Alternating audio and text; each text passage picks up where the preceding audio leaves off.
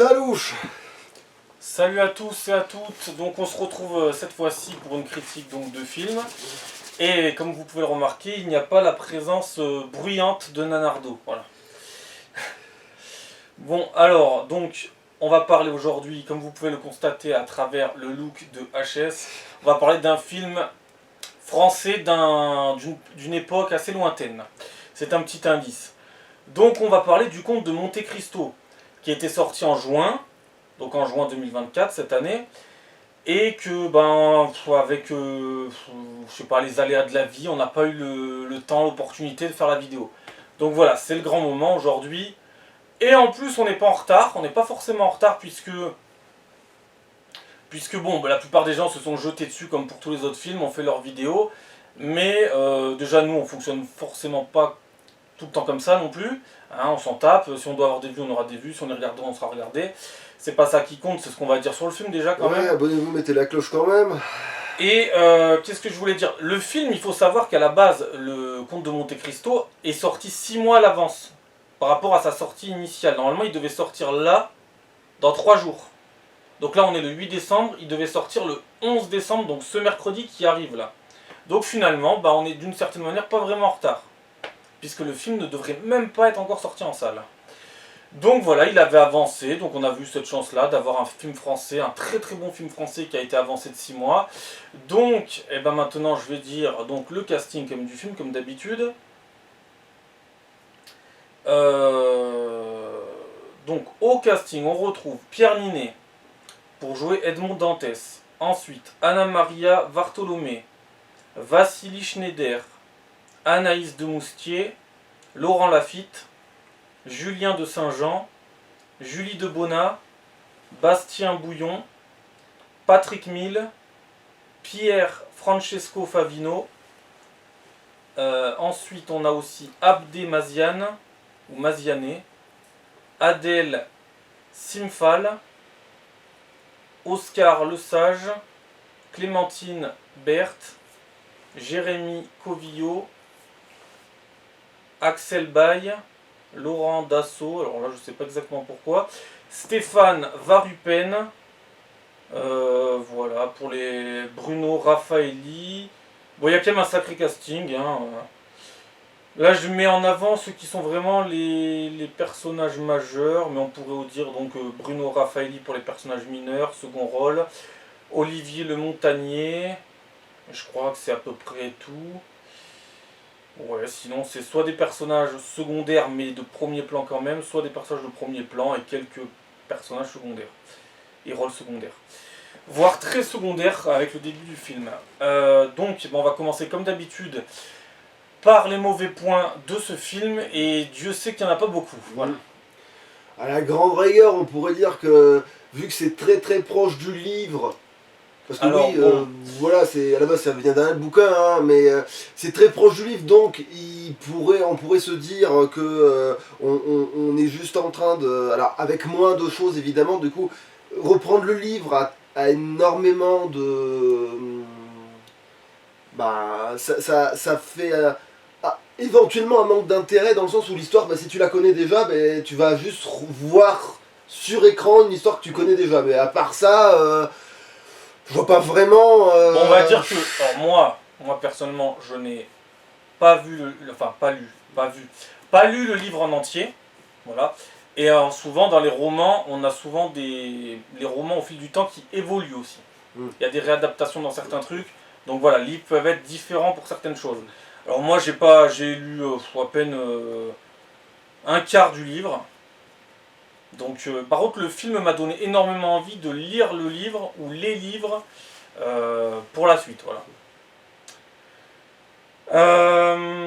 Qu'est-ce qu'il y a à rajouter donc après oui, c'est un film qui a un certain genre, faut adhérer, voilà, mais sinon, par ça, je vois même pas ce qu'on pourrait vraiment trouver comme défaut. Alors bien entendu, contrairement aux Mousquetaires qui eux ont été beaucoup modifiés dans leur histoire, parce que c'est de la même société de production avec les 3 Mousquetaires Milady, les 3 Mousquetaires d'Artagnan, voilà, qui sont sortis juste un peu avant celui-là, hein, pour on va dire créer un univers autour de ces films-là, un univers français, voilà, qui pourrait faire des blockbusters français à la française, qui en plus marchent et marchent très bien. Donc eux, ils sont un peu détournés sur certains trucs. Mais là, c'est pareil, les livres peuvent aussi changer avec le temps, voilà, bref. Mais là, donc, apparemment, ils seraient restés beaucoup plus fidèles, voilà. Donc, qu'est-ce qu'il y a à dire de mauvais dans ce film-là? Franchement, pas grand-chose, hein. Il y a éventuellement la narration qui, du coup, quand justement elle saute des étapes du livre, elle arrive directement à d'autres, tu vois, mais voilà, à part le fait qu'il y ait 2-3 petits manquements, c'est tout, quoi. Peut-être que le mauvais point du film, c'est qu'ils aient pas fait plusieurs films, plusieurs parties. Ah, tu veux dire pour être plus complet dans. Oui, mais voilà, mais ça revient. Oui, c'est un peu. Oui, ça suit ce que je dis. Ça rebondit complètement sur ce que je dis, oui, c'est ça, ça rebondit complètement, ouais. Comme il y a plusieurs parties à. Donc il y a les 3 mousquetaires d'Artagnan, Milady, et il y aura aussi un 3e film pour conclure la trilogie des 3 mousquetaires qui sortira dans quelques années, celui-là, qui sortira pas 6 mois plus tard, contrairement aux 2 autres. Et ben lui, il aurait mérité peut-être d'avoir droit à sa trilogie, puisque l'histoire est dense, il y a énormément de choses à raconter. Et peut-être donc on aurait fait, au lieu de faire un film de 3 heures, parce que c'est quasiment 3 heures, on aurait eu des films, peut-être en 2 parties ou en 3 parties, qui auraient pu faire 1h45, 2 heures. Oui, parce que dans le film, il garde l'étape de la prison, mais il montre pas l'exil. Enfin, l'exil, c'est pas vraiment. C'est volontaire de sa part, mais c'est pour mûrir sa vengeance, tu vois. Ah oui, parce que toi, oui, tu disais que toi, t'aurais préféré que l'histoire de la chasse au trésor, elle dure un peu plus longtemps, c'est ça? Même la prison, tout en fait. L'étape de. Ils auraient pu tout élargir avec ça. Vrai que, oui, mais bon. Mais après, en vrai, il est quand même bien géré. Il n'y a pas vraiment trop de manquements et ça va, il y a quand même 3 heures. C'est pas comme s'ils avaient accordé que 1h30 ou 2 heures ou 1h45. Il y a 3 bonnes heures, quasiment. Mais c'est vrai qu'il avait peut-être le potentiel en plus d'avoir soit une 2e partie, voire même une trilogie, mais bon, dommage. Mais à la fois pas dommage, puisqu'il est plutôt réussi, voire même très réussi. Donc voilà, je crois que moi c'est tout, et toi Oui, plus ou moins la même chose, de toute façon, je vois pas. Le film a une durée qui est cohérente par rapport à ce que ça doit faire, donc oui, non, il n'y a pas besoin de parler de la durée, à moins vraiment que tu te fasses trop chier de voir un film qui fasse tant de temps, mais du coup ça devient un problème de goût à ce moment-là, donc pas de. Donc, pour les bons points de ce film, il y en a énormément. En fait, quasiment tout le film est un bon point. Déjà, quand on voit d'habitude les autres productions à la française, hein, c'est quand même d'un autre niveau. Hein. Déjà, les acteurs sont tous très bien. En premier plan, Pierre Ninet. Hein. Pierre Ninet qui, maintenant, vraiment, c'est un acteur que j'aime beaucoup suite à son rôle de Edmond Dantès dans ce film-là. Là, vraiment, là, il est rentré dans mes acteurs préférés français déjà, et même mondiaux, hein, clairement. Là, je peux le dire que Pierre Ninet, je l'aime beaucoup maintenant. Alors, bien entendu, très bon casting, hein, pas forcément des gens qu'on connaît comme ça, hein, mais un très très bon casting. Et sûrement même des étoiles montantes du cinéma français. Il y en a quelques-unes, je pense. Quoi dire d'autre? Alors moi dans ce film, ce que j'ai adoré, c'est que en fait ce film, c'est plein de films dans un film, voilà, c'est ça, c'est de la chasse au trésor, c'est de la prison, donc je vais un peu exagérer avec de l'humour, hein, mais il y a tout dans ce film, il y a du Transformers, il y a du Avengers, il y a du Mission Impossible, il y a du Fast and Furious, il y a du Die Hard, il y a du Bad Boys, il y a tout, voilà, il y a tout. Voilà.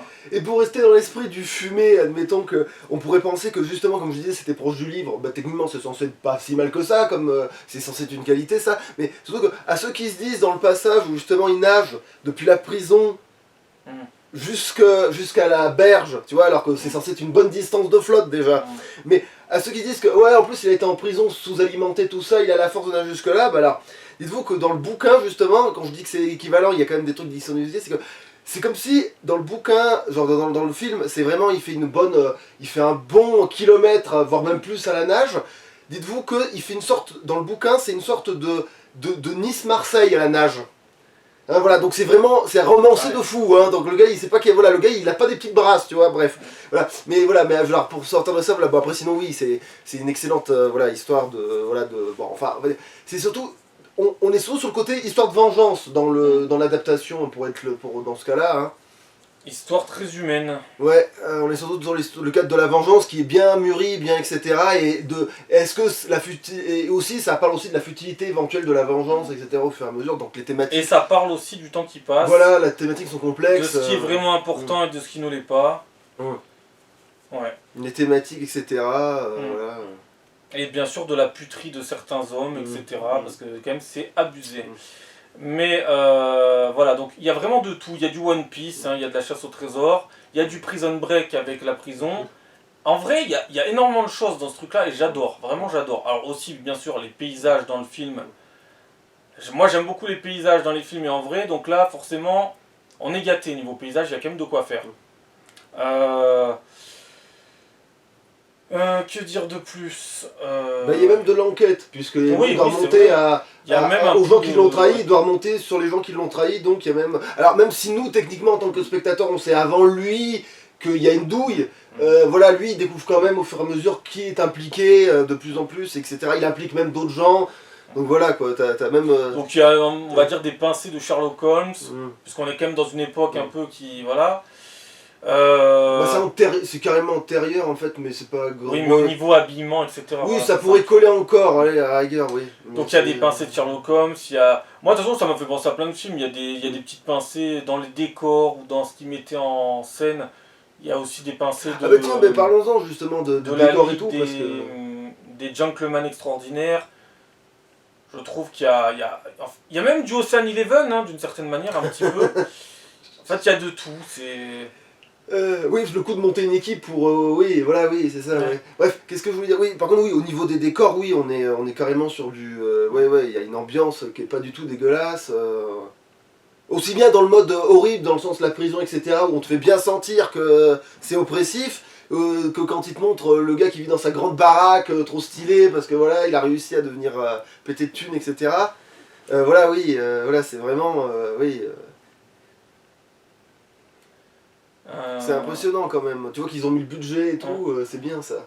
Ah bah je veux mon neveu, parce que sinon comment ça sert à quoi si je mets pas le budget? Merde à la fin. Non mais c'est vrai, hein. C'est comme ils ont mis le temps. Hein.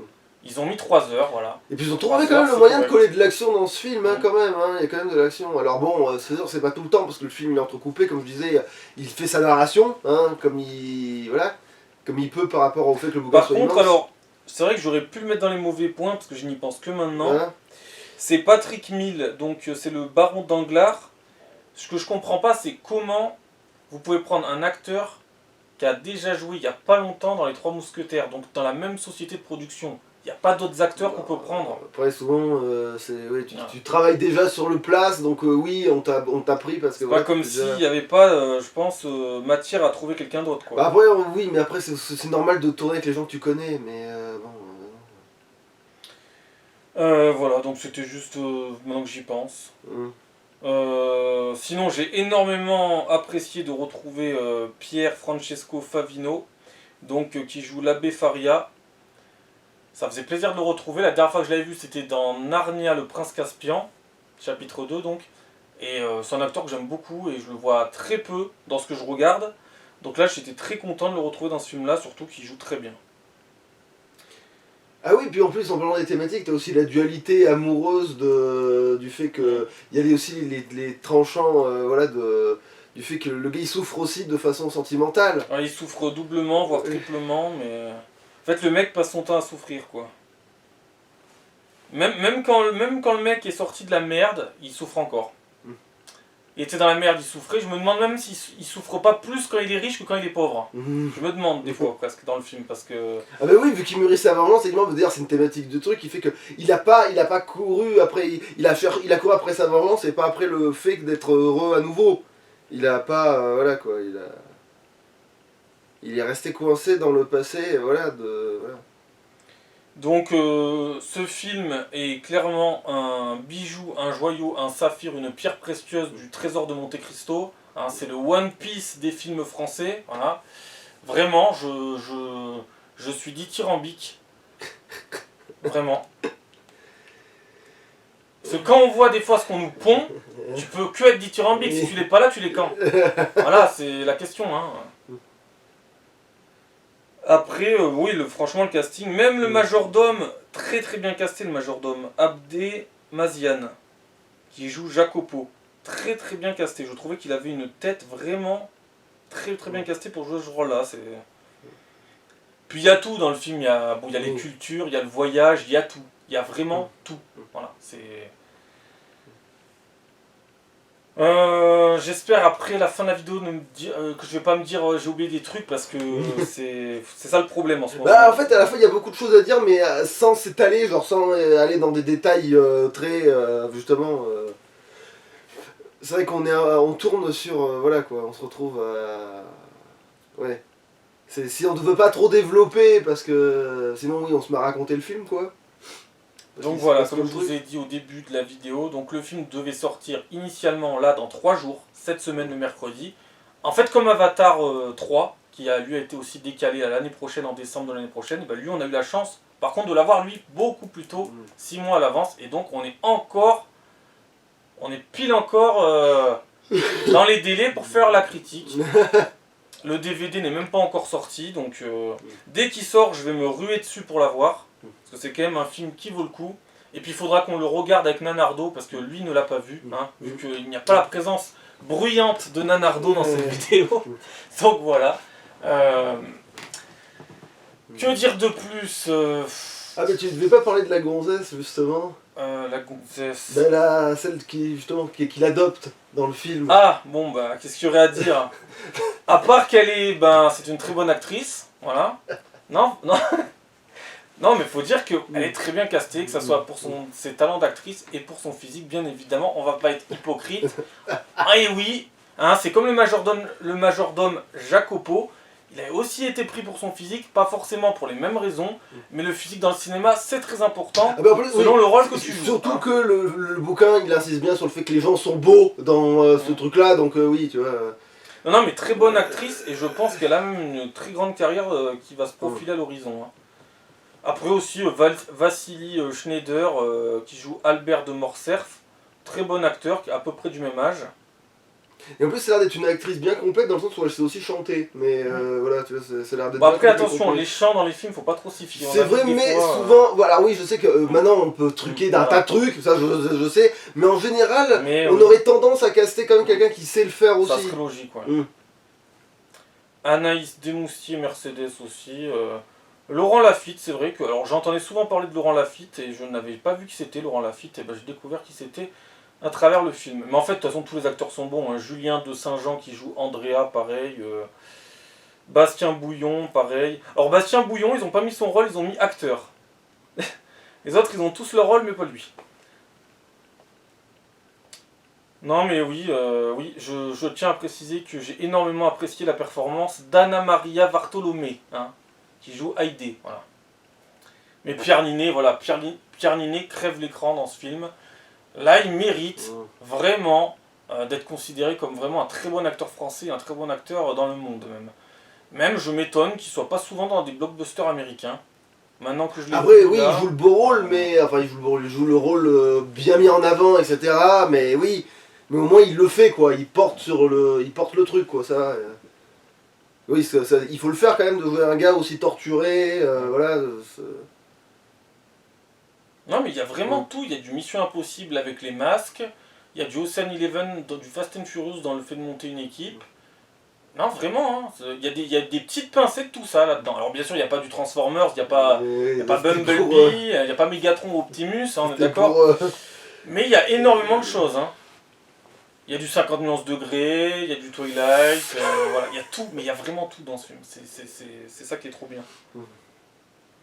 Et je me demande pourquoi ils l'ont même pas fait avant, tellement cette adaptation-là, parce que j'ai pas vu les autres adaptations du Conte de Monte Cristo. Oui, parce qu'il y en a eu d'autres, il y a eu des téléfilms, il y a eu des trucs, oui.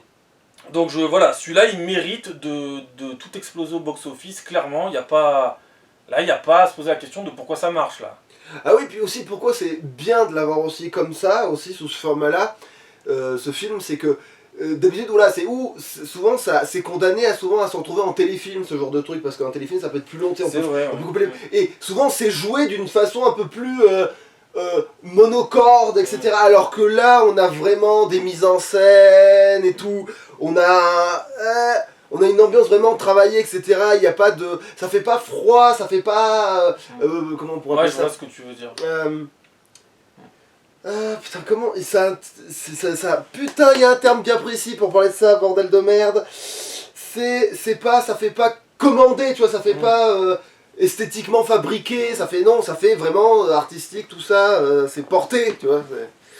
Bon, après, moi, je suis pas là, contrairement à d'autres youtubeurs, pour parler de la lumière, etc., comme ils vont faire certains. Ah oui, non, mais je veux dire, après, on peut parler de.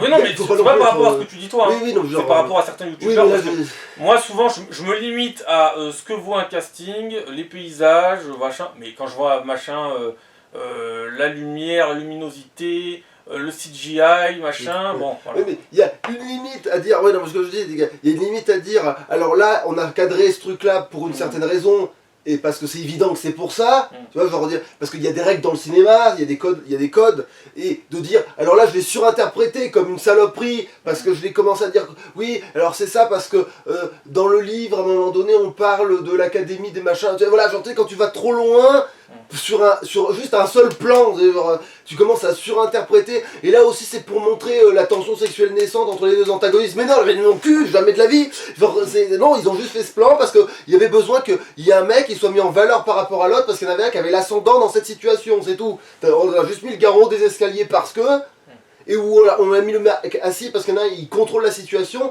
et l'autre il vient sur le territoire de l'autre, voilà, tu vois, voilà, c'est tout. Après, par contre, ouais, on n'a pas parlé de la musique. Bon, elle est pas. Elle m'a pas marqué plus que en fait, ça. Faudrait que je le revoie en fait. Ouais, ben là aussi, sans surinterpréter, je dirais que si, ça colle quand même avec ce qui se passe, quoi. Je veux dire, ça fait. Ah, mais j'ai pas dit que ça collait sans pas. que ce soit C'est peut-être. juste que c'est pas marquant. Sans qu'elle soit peut-être devenue. Sans qu'elle devienne peut-être culte. C'est pas la musique de Wonder Woman, quoi. Voilà. Mais voilà, bon, ouais. Mais sans qu'elle devienne culte, ça va, on comprend que la musique est à tel moment, voilà, c'est pas. Elle correspond en tout cas à ce qu'on regarde. Quand il y a de la musique, on correspond à quoi elle regarde, quoi. Moi qu'on dit ça, mais ça se trouve, plus tard peut-être, ça se trouve, si, il y a peut-être la musique tu sais, quand il se fait, de la musique dramatique, justement quand il se fait arrêter, mais qui va peut-être filtrer plus, on sait pas, hein, parce qu'on sait jamais ce qui marche vraiment au bout d'un moment, hein, quelque chose peut devenir plus populaire juste par, voilà, hein. Je sais pas ce qu'il y aurait à rajouter. Qu'on conseille le film. En gros, moi ce film, je pourrais le voir 10 fois, mais je vous jure, je pourrais le voir 10 fois. Et pourtant, putain, ça, il dure. Hein. En vrai, il a un bon morceau, quoi. C'est un bon Parce que morceau. moi, je dis souvent que si j'ai pas forcément envie de regarder un film, c'est que je l'ai pas trouvé incroyable. Mais alors celui-là, dans l'année, je pourrais me le mater entre 5 à 10 fois, que ça me choquerait pas. Hein. Peut-être que j'en aurais marre, mais en tout cas, j'aurais toujours envie de le regarder dans un an ou deux. Non, mais vraiment content, très fier pour le cinéma français, quoi. Qu'est-ce que je voulais voir là? Il y avait quoi